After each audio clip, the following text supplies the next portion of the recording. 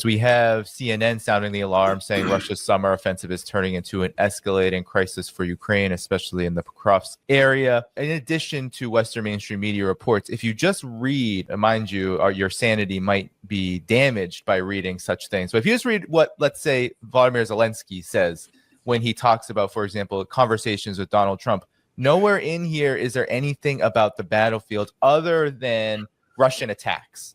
So I think that says a lot about what's going on. But Scott, if you could give analysis, because I take it that a lot of the actions, behaviors, and reactions from Donald Trump's administration, Donald Trump, NATO have something to do with this. Well, I mean, first of all, the what is the first casualty in war is truth, and look at Trump just throwing out made up numbers. Somehow the Russians lost 20,000 dead in a month. Ukraine has only suffered 8,000 dead since January. My understanding, based upon conversations with people who were at the front line and some other anecdotal information, is that the Russians are losing 150, 200 dead a week. That's a lot. I understand that 200 dead a week broke the back of the United States during the Vietnam War. So this is not a insignificant number. And, so we're looking at the Russians, dropping 600 to, 800 men a month. A lot. That's bigger than a battalion. But that ain't 20,000 a month. The Ukrainians are suffering, depending on where you're at. They're dropping on a daily basis close to 1,500, 2,000 guys, dead and wounded, a day. These are unsustainable numbers, and yet they can't tell the truth, so they flip it. They flip the script. And it's it's the Ukrainians that are losing guys that they in numbers they can't replace. And what's happened here is that the Ukrainians are actually at a juncture right now where they don't have enough troops left to even with the recruitment they're doing. And just so everybody knows, not everybody who gets sent to the front line is getting popped on the head. The vast majority of Ukrainian troops that are being mobilized are being mobilized in a normal fashion. They show up, they get processed, they get trained, and they get to the front lines.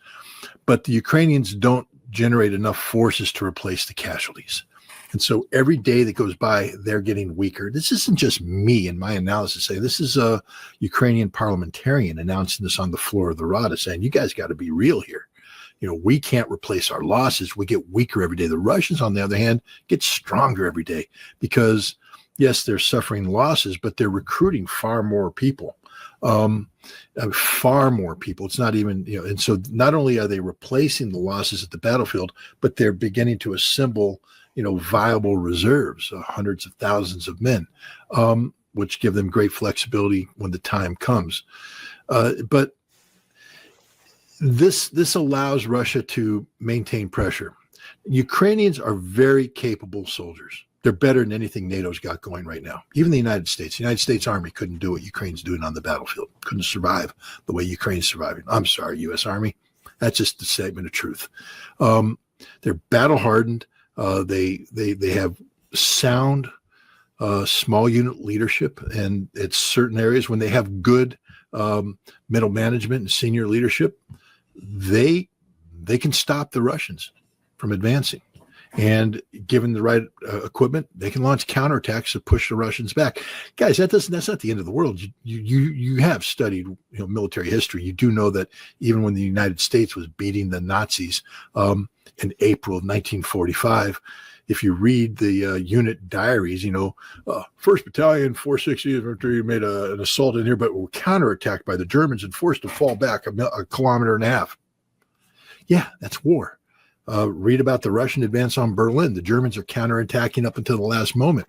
And when you counterattack and you pick the right time and place, you can push the enemy back.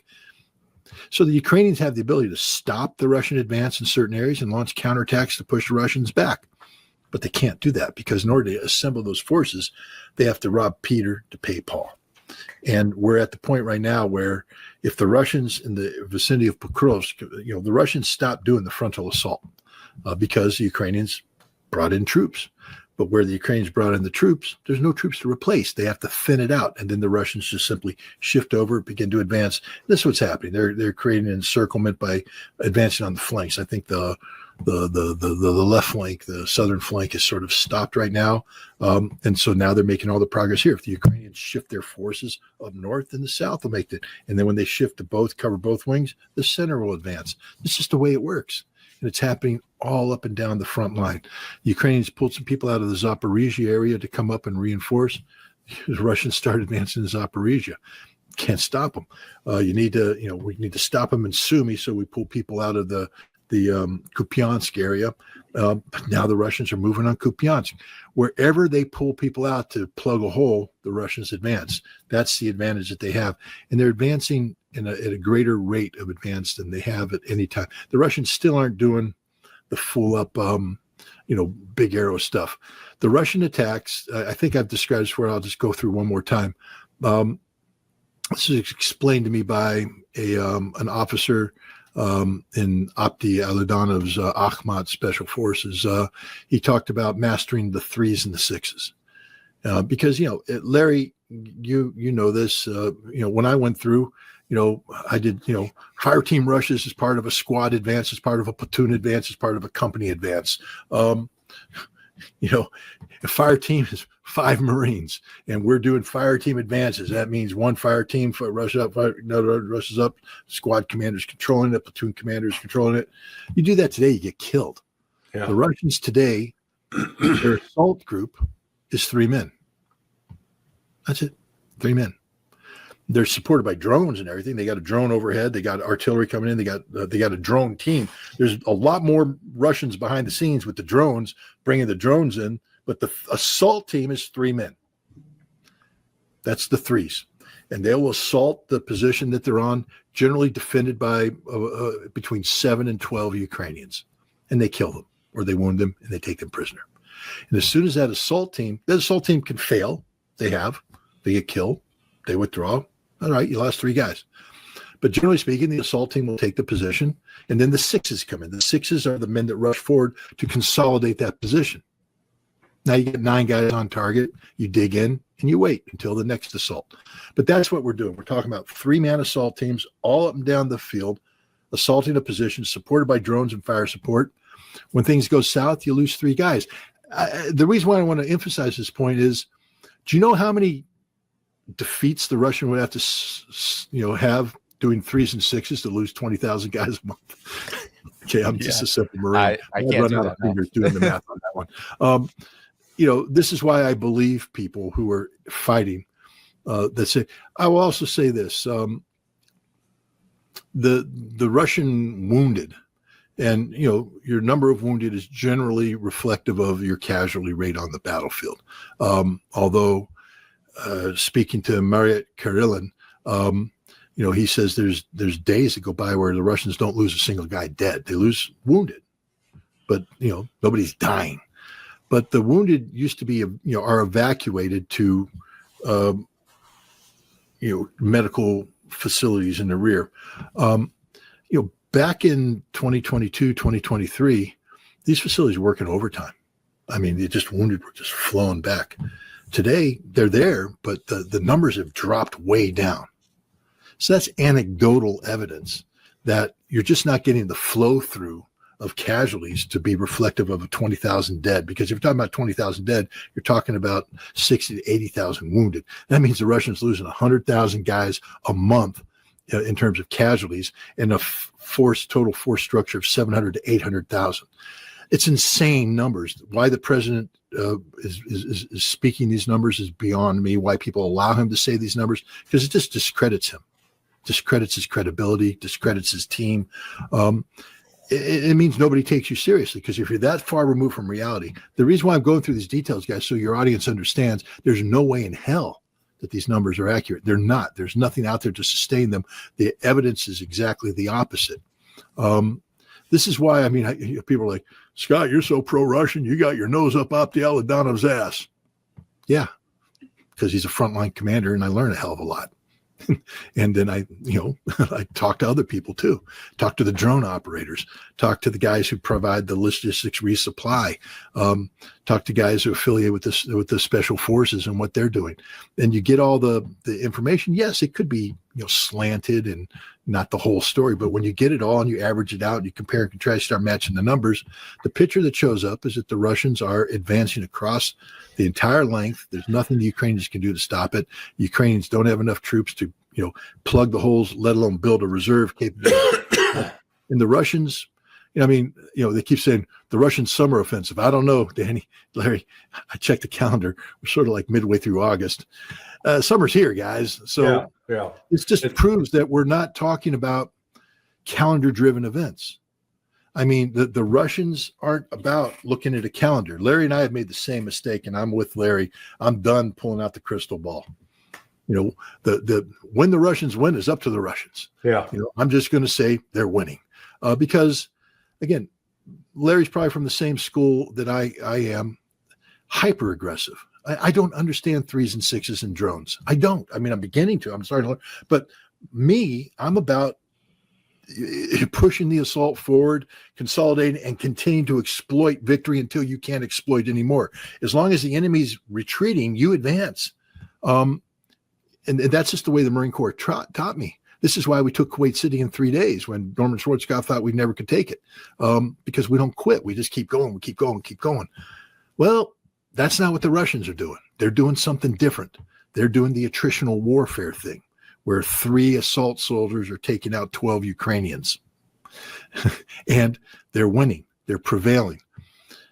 And they understand that this conflict isn't just about the battlefield. It's about the economy, which is not going well for the Ukrainians. It's about politics. It ain't going. Did you see the SVR's press release the other day, Larry? We're about the secret meeting in Switzerland. I don't know if it's true, but what it did is it built upon things that we know are happening. We know Zelensky's meeting with the Swiss president. We know that Yermak meets with the national security advisor. We know the Ukrainians have had meetings with the United States and United Kingdom. We know Zelensky has positioned himself to repeat. So the Russians have put together a report that totally undermines the credibility of the Ukrainian government. So you have this one dictatorial president, Zelensky, that everybody says has to go. And we have to preserve Ukrainian democracy. And we preserve Ukrainian democracy by handpicking Zelensky, who is a Banderas Nazi, by the way, and bypassing the electoral process. This creates instability, political instability inside Ukraine. So you have economic chaos, political instability, and military disaster. And the combined effect is designed to collapse Ukraine as a functioning nation state. That'll happen, I believe, inevitably, but it'll happen on a timetable dictated by Russia, and it's not predicated upon what we in the West want to happen on a given calendar date. What Scott was saying about the battlefield in this article that does mention the summer offensive, which is well underway. They do report the things that somewhat, not in as great detail as Scott, but for example, in the Konstantinivka and Pokrovsk area, they just talk about the swift change and control of territory and the importance of drones in that. But Larry, your assessment of the battlefield situation. Well, anybody who's listening, because I want to help you understand the revolution that's taken place in warfare that we're witnessing on the battlefield in Ukraine. Go out in front of your house, pretend that you're carrying an automatic weapon. Pretend or imagine that you're now going into an area that's occupied by an enemy. And you've got to figure out where they are. And if they're in an entrenched position, that they more likely are going to be protected if you try to shoot at them. So figure out, how are you going to move up that street? And that was sort of the situation even the Russians were in 3 years ago.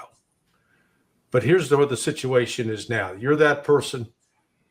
So you get you detect an area where you think the fire is coming from. So you get a drone in the air, that's able to surveil and tell you who is exactly in what position. Are they hiding behind the house? Are they out behind the tool shed? Are they over to the left? Or are they over to the right? Then, instead of having to call in artillery, you can call in a drone which functions like the most precise artillery in the world because it carries a charge that can specifically hit, go through a window, go through a door. And what we're talking about is that soldier now is in instant communication with the drone operators and with the commanders. Now, I'm sure Scott has been through some field exercises where in the old days where you're carrying like a Prick 77 radio, which, weighed a ton, and then you had to have batteries to keep that thing up. So all of a sudden there's an entirely new logistics trail that gets added on to this modern effort. But what the Russians have achieved is a full integration.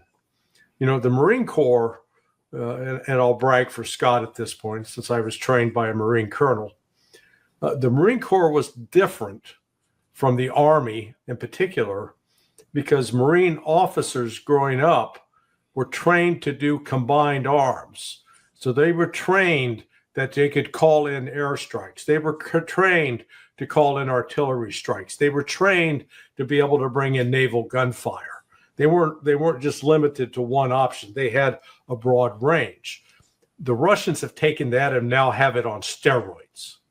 And they are literally writing the book on the transition to modern warfare with a whole variety of drones that are both FPVs as well as drones which are for observation and intelligence collection.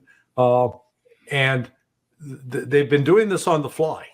They're making it up as they go along, but it shows you, it tells us something else about the nature of the Russian army. It is adaptable. It's not locked in as many Western military analysts have wrongly believed to old practices and bureaucratic structures and rigid hierarchies. No. These folks they're testing stuff on the battlefield, and if it doesn't work, they're able to go up to chain of command and say, "This is bullshit. This doesn't work. We're not going to keep doing that. This is how it works." And as Scott noted, they're in no rush. They're not on a clock. This is not like a football game where you're in the fourth quarter and you've got 2 minutes left. You got plenty of time. And I had asked General Brzezinski, a retired general, when I was in Moscow in March, and asked him specifically the question, why hasn't the general staff ordered all the bridges across the Dnieper to be taken out to cut off the line of communications? And he laughed and he goes, "I've been asking that myself." But then as we got into it, it appears that part of the general staff strategy was if they shut down those lines of communication across the river, and then there was no way to start resupplying what army and military presence of Ukraine was left on the east side, that it would not have attrited the NATO capabilities as well that were embedded. And the goal is to attrit, not just Ukraine, but attrit NATO. And as we now look back over the last 3.5 years, it's turned out to be a damn effective strategy. Is the military woes on the battlefield of Ukraine, and of course their backers, does this explain why we see not just Donald Trump, but the entirety, Europe, et cetera, or the entire collective West are 100% in on relying on sanctions, which we've heard over the last several years were the most effective weapon? This is Donald Trump's promise for more sanctions. They seem to be pretty good at avoiding sanctions. They're wily characters, and they're pretty good at avoiding sanctions. So we'll see what happens. But Steve is focused right now on. So in the beginning, just to clarify, he said that there will be more sanctions, but we don't have to actually move into that. But because I can show you this before your comments, Lindsey Graham, these sanctions, these tariffs, both of them are going so far that now they're targeting India. So India is supposed to be a strategic cog for the United States against China. But now India is being targeted for its oil trade with Russia. And Lindsey Graham, who some have surmised is a huge part of Donald Trump's foreign policy making, was very appreciative when Donald Trump talked about how there's going to be massive tariffs for India, not only buying massive amounts of Russian oil and then selling it on the market. They don't care how many people are being killed in Ukraine. And because of this, tariffs are going to be substantially raised. So, Scott, how do you see that?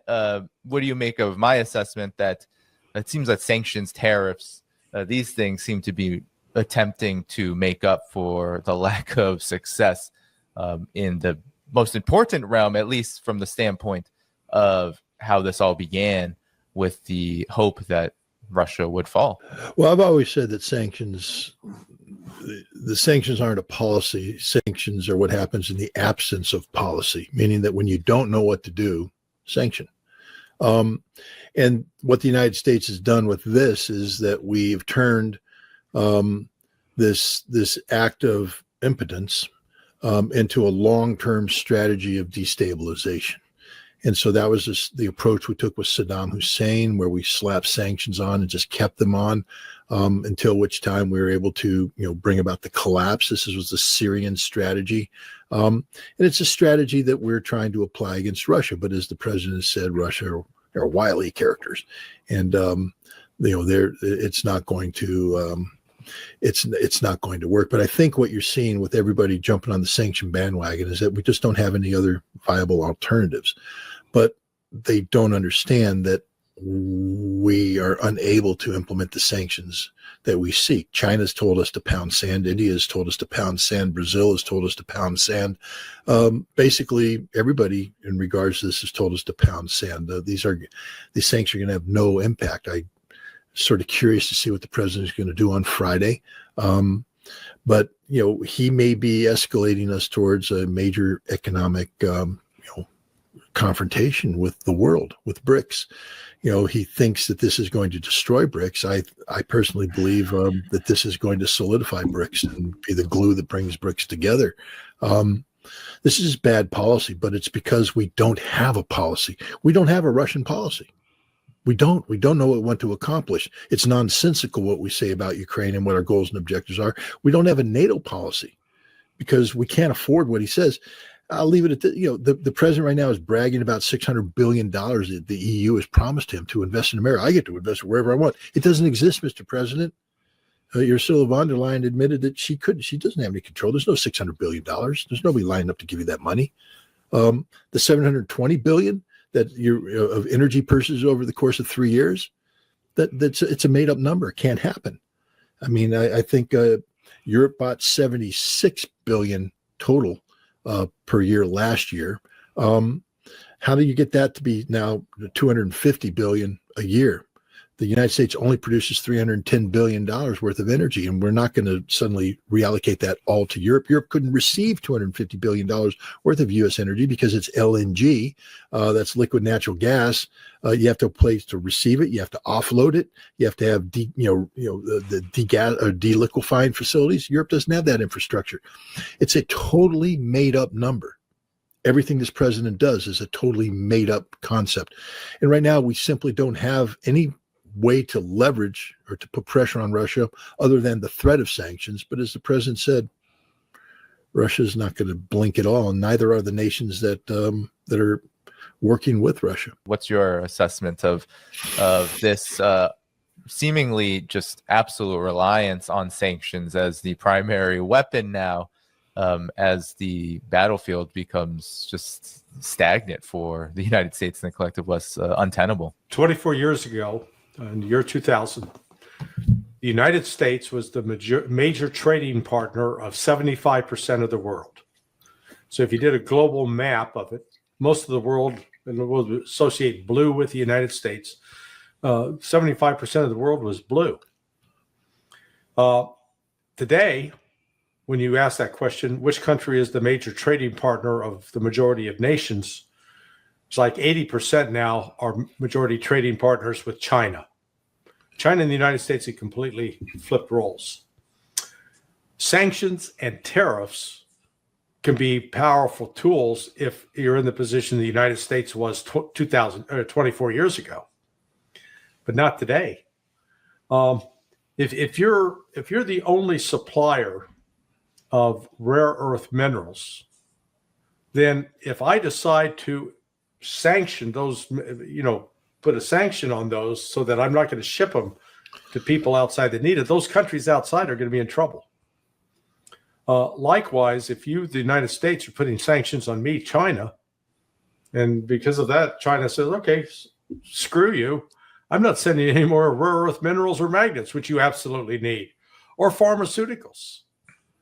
Now, all of a sudden, the power arithmetic is changed. It's the United States is vulnerable, not China. And so Trump is living in a world that doesn't exist anymore economically. He thinks it's still 2000. He thinks the United States is still being able to call the shots. So look at what happened with, we told Brazil, okay, we're not going to sanction orange juice because, if we sanction orange juice and the tariffs on that go up, we're going to have a lot of pissed off people who drink orange juice. But we are going to tariff your coffee. And what did the Brazilians do?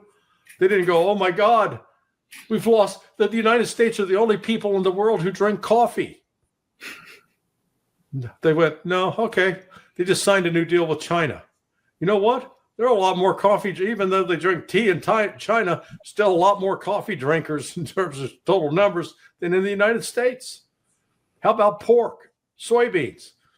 The Chinese actually at the start of tariffs, man, they bought a lot of soybeans out of the United States, just piled up because they got it in store. But now that the tariffs are kicking in, they're buying from Brazil and from Russia. So the point is, if you impose sanctions work if you have monopoly control. Tariffs work if you got monopoly control. But if you're living in a competitive world where you're not the sole source, and in fact, you're just one of another group of guys or countries, then it is a counterproductive, damaging strategy. Yeah, and I just pulled up that reference, mainstream media reporting on what you're saying, Larry, regarding Brazilian coffee. And if you go to China, you know how big of a deal this is because Chinese domestic brands for coffee are very important and popular. So the fact that China is willing to open up their market just goes to show how far all of these countries are willing to go to counter the tariffs, counter sanctions. It's definitely a losing gambit. Yeah, gentlemen, anything else you'd like to say? Oh, Larry, please. I was just going to say, the U.S. is going to discover it's no longer relevant, and that's the problem. We think we are. Yeah. Anything else you'd like to say, Scott, before we conclude here? I'm just going to double down on what Larry said. And this is horrible as an American, but we're no longer the exceptional nation, or what was the other term that was used? The indispensable nation. We're the irrelevant nation. We simply don't matter. The coffee thing is a perfect example. China is 1.2 billion people, more maybe. The scope and scale of their markets dwarfs anything we have going, and China is fully capable of adapting. And when the world adapts, because the world economy has been expanding, when the world finally realizes that they can live without America, that there's nothing America produces that the world needs, and the American consumer can be eliminated. I mean, because that's the thing that we consume. Well, other people consume too, like the Chinese drinking coffee. They will find solutions to everything we do. And one of these days we're going to wake up to where we're alone.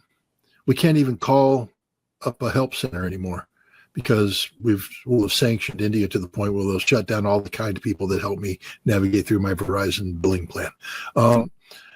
So it's over for the United States. We have become the irrelevant nation. And then what do? Have a temper tantrum, threaten everybody with nuclear weapons? I mean, it's that crazy.